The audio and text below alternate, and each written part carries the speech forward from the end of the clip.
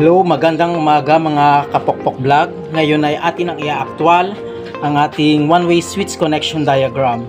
Kung hindi ka pa nakatutok sa aking YouTube channel, please subscribe and follow, like and share kapokpok vlog. At ito na nga mga kapokpok, mag-umpisa na tayo. Ito ang ating gagamitin. Ito ang ating breaker, junction box, utility box, one-way switch, receptacle at bulb. Nandyan din ang ating mga gamit, mga pangunahing gamit, multi-tester, diagonal cutter, pliers, tester, and itong ating wire stripper. At ito na nga mga kapokpok vlog. Sa ating breaker, ating main line na gagawa na pagkukuhanan natin ng power, kailangan alam natin talaga kung alin ba ang hot wire. Gaya niyan, umiilaw yan i-hot wire. At itong kabilang ating kanang bahagi nito ang ating gagamitin bilang isang neutral. Kung maglalagay ka dito ng neutral, automatic, ito, nasa ilalim, dapat siya ay neutral din. Ang ating kaliwang bahagi, ginamit natin ay live or hot wire, automatic sa ilalim, hot wire din.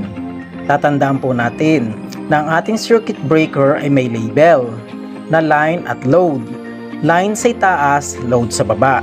Ang line ang siyang manggagaling sa main line na siyang magsusupply sa load papunta sa loob ng kabahayan. Ang una nating ililinya ay ang neutral. Maglalagay tayo dito sa junction box.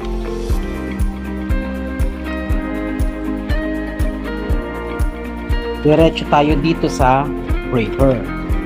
Yan.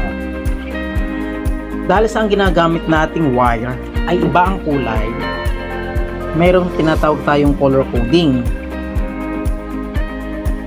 Para sa neutral, ang ginagamit na pitch marking o tape marking ay white or gray para sa neutral.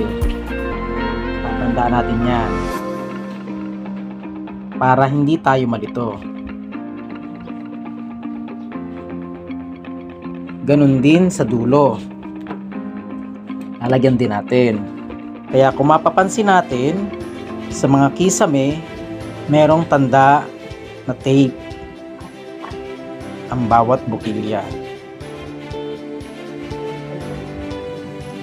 Ito sinasabi natin, kung nasa itaas na kanan ng iyong neutral, may tanda nating tape markings na white. Sa katapat din niya sa baba natin ilalagay. Screw natin siya.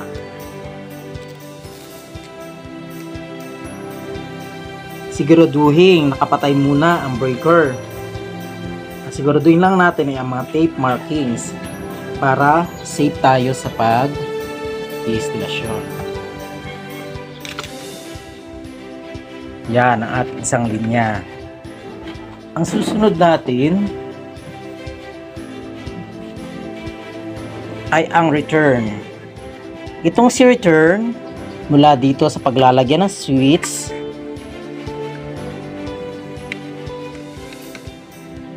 direkta papunta dito sa ating receptacle. Yan.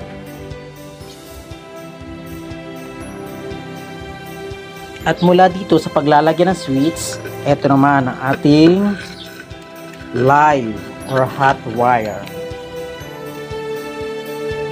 papunta sa ating breaker. Atin ding ilalagay sa breaker ating screw na mahigpit. Yan, bali tapos na halos ang ating pagli-layout ng wire. Ito ang ating neutral, papunta siya mula sa bukilya, papunta siya sa breaker. Neutral sa ilalim, neutral sa ibabaw. At pamula uli sa bukilya, ito ang ating tinatawag na return, papunta sa switch. At pamula sa switch, ang ating live at hot wire papunta sa breaker. Sa ilalim, live sa ilalim, live sa ibabaw na magkaparehong direksyon. Yan.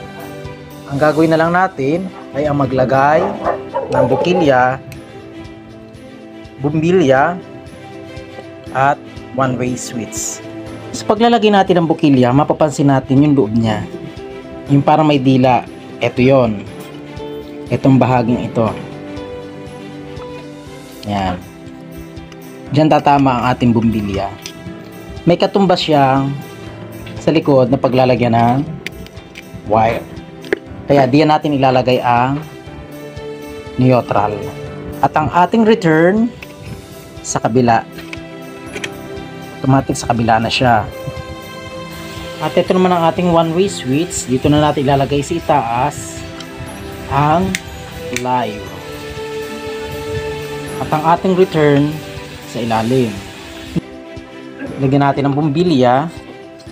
Ngayon, pwede na natin subukan ang ating ginawang connection. Tapos natin si breaker. Buksan natin ito. I-on natin ang one-way switch. Yan ang ating one-way switch connection. Off natin. Pakatatandaan na pag tayo ay natapos ng mag-instalasyon, kailangan ang ating safety breaker ay laging may cover para sa ating safety. Kailangan lagi nating isipin ang ating safety. Maraming salamat mga kapokpok sa panonood at naway meron kayo natutunan. For more tips, please subscribe my YouTube channel, Kapokpok Vlog. Maraming salamat.